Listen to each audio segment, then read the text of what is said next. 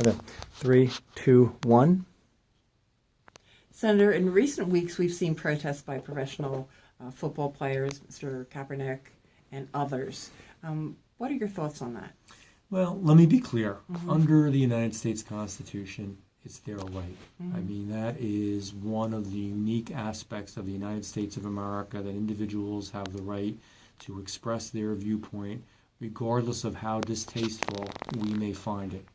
It is his right, yes, but do I agree with what he is doing? No. There are so many opportunities in so many ways, particularly for an individual who has gotten so much from this country, who makes millions upon millions of dollars every year. You can go into the inner city and help people and be a role model and actually, work with boys clubs and girls clubs. You can work with churches and foundations. You can establish educational areas where people can really learn more and do more and further the goals of their life more. You can work to bring police, because many of the police are African American themselves, and the community together. That's what we're really about as Americans, trying to become stronger, trying to become better, trying to do more. So that's one reason I really have an issue with it. The second issue is because of the men and women that flag represents a particular, it represents more to them than anything else does in their lives, and that's our veterans.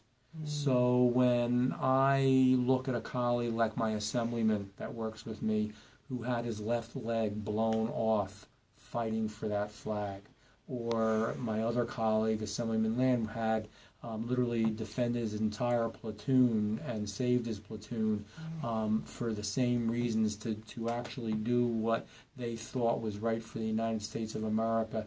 It is red, white, and blue, and it really means something. The purity, the loyalty, and the sacrifice in the blood. And for those people who've literally bled for this country, to say that you won't stand and recognize the United States of America, which is still, with all the problems that we may have, the greatest and the most wonderful nation on the face of the earth, still grants people the most opportunity.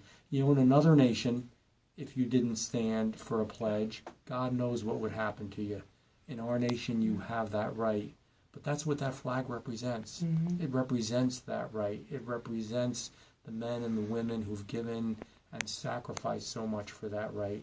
So I believe the way to do it is to actually be part of the solution. And I don't, in my own personal opinion, think part of the solution is being divisive and actually not respecting the flag of the United States. I think the solution is to actually get involved.